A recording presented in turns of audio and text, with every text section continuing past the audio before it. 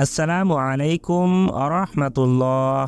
আজ আমরা জানব সবার আগে জান্নাতে প্রবেশকারীরা দেখতে যেমন হবে। মানুষ জান্নাত থেকেই পৃথিবীতে এসেছে। পৃথিবীর জীবন শেষে জান্নাতে ফিরে যাওয়াই মানুষের মূল লক্ষ্য। তবে পৃথিবীর মোহ মায়ায় জড়িয়ে অনেকেই জান্নাতের পথ থেকে দূরে সরিয়ে যায়, জাহান্নামের কাছাকাছি চলে যায়। পৃথিবীকে আল্লাহ তাআলা মূলত পরীক্ষার ক্ষেত্র বানিয়েছেন, বর্ণিত হয়েছে, আমি মানুষকে সৃষ্টি করেছি মিলিত শুক্রবিন্দু থেকে তাদের পরীক্ষা করার জন্য। অতঃপর তাকে করে দিয়েছি শ্রবণ ও দৃষ্টি সম্পূর্ণ। আমি তাকে পথ দেখিয়ে দিয়েছি, হয়তো সে কৃতজ্ঞ হবে, না হয় অকৃতজ্ঞ। সূরা দাহর আয়াত নং 2-3। জান্নাতের অধিবাসী যারা, এই পরীক্ষায় উত্তরে কারা জান্নাতে অধিবাসী হবেন এবং কারা জাহান্নামে পতিত হবে এ বিষয়ে আল্লাহ তাআলা বলেন, তারা কখনো কোনো অশ্লীল কাজ করে ফেললে কিংবা কোনো মন্দ কাজে জড়িত হয়ে নিজের উপর জুলুম করে ফেললে আল্লাহকে স্মরণ করে এবং নিজের পাপের জন্য ক্ষমা প্রার্থনা করে, আল্লাহ ছাড়া আর কে পাপ ক্ষমা করবে। তারা নিজেদের কৃতকর্মের জন্য হঠকারিতা প্রদর্শন করে না এবং জেনে শুনে তাই করতে থাকে না। তাদের জন্য প্রতিদান হল পালনকর্তার ক্ষমা ও জান্নাত, যার তলদেশে প্রবাহিত হচ্ছে প্রস্রবণ, যেখানে তারা থাকবে অনন্তকাল। যারা সৎ কাজ করে তাদের জন্য কতই না চমৎকার প্রতিদান। সূরা আল ইমরান আয়াত নং 135-136। জাহান্নামে যাবে যারা। অন্য আয়াতে আল্লাহ তাআলা বলেন, অত্যন্ত যে সীমা লঙ্ঘন করে এবং পার্থিব জীবনকে অগ্রাধিকার দেয়, জাহান্নামই হবে তার আবাস। পক্ষান্তরে যে তার রবের সামনে উপস্থিত হওয়ার ভয় করে এবং কুপ্রবৃত্তি থেকে নিজেকে বিরত রাখে, জান্নাতই হবে তার ঠিকানা। সূরা নাজিয়াত আয়াত নং 37-40। চিরস্থায়ী জান্নাত কেমন হবে? চিরস্থায়ী জান্নাত কেমন হবে এ নিয়ে পবিত্র কোরআনে আল্লাহ তাআলা বলেন, আর যারা ঈমান এনেছে এবং সৎ কাজ করেছে তাদেরকে শুভ সংবাদ দিন যে তাদের জন্য রয়েছে জান্নাত, যার তলদেশে নদী প্রবাহিত। যখনই তাদেরকে ফলমূল খেতে দেওয়া হবে তখনই তারা বলবে, আমাদেরকে পূর্বে জীবিকা হিসেবে যা দেওয়া হতো এ তো তাই।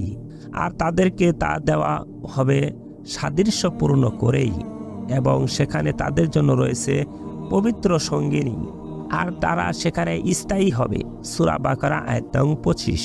সাদ ইবনে আবি ওয়াক্কাস রাদিয়াল্লাহু তাআলা আনহু থেকে বর্ণিত যে নবী করিম সাল্লাল্লাহু আলাইহি ওয়াসাল্লাম বলেছেন, জান্নাতে যা আছে এর থেকে একটি নখ যা উঠাতে পারে এতটুকু পরিমাণ জিনিসও যদি লোকদের সামনে প্রকাশ পেত তাহলে আকাশ ও পৃথিবী সব দিক সুসজ্জিত হয়ে যেত। জান্নাতবাসীদের কেউ যদি পৃথিবীর দিকে উকি দিত এবং তার হাতে থাকা অলংকার যদি প্রকাশ পেত, তাহলে সূর্যের আলো যেমন তারার আলোকে স্নান করে দেয়, তেমনি ভাবে তা সূর্যের আলোকেও স্নান করে দিত। তিরমিজি হাদিস নাম্বার 2540। সবার আগে জান্নাতে প্রবেশকারীরা দেখতে যেমন হবে।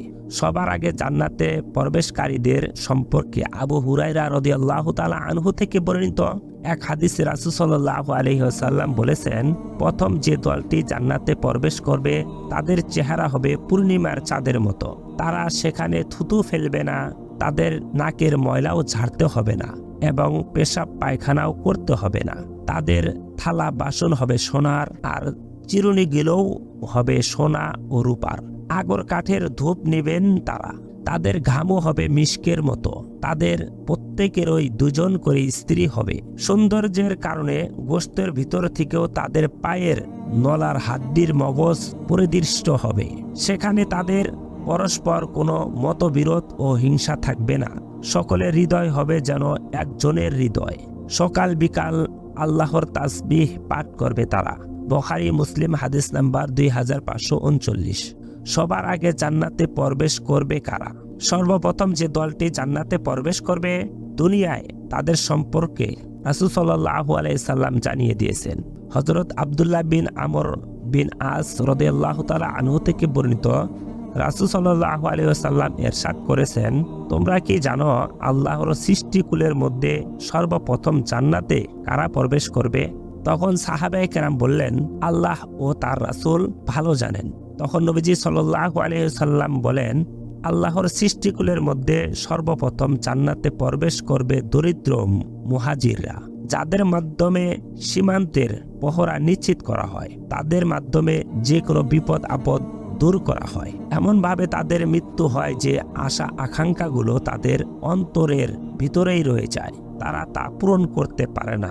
আল্লাহ তাআলা ফেরেশতাদেরকে বলবেন, তাদের কাছে যাও, তাদের সালাম প্রদান করো। ফেরেশতারা বলবে, হে আমাদের রব, আমরা তো আপনার আসমানের বাসিন্দা, আপনার সৃষ্টির শ্রেষ্ঠ জীবন, আপনি আমাদের বলছেন তাদের কাছে গিয়ে সালাম প্রদান করি।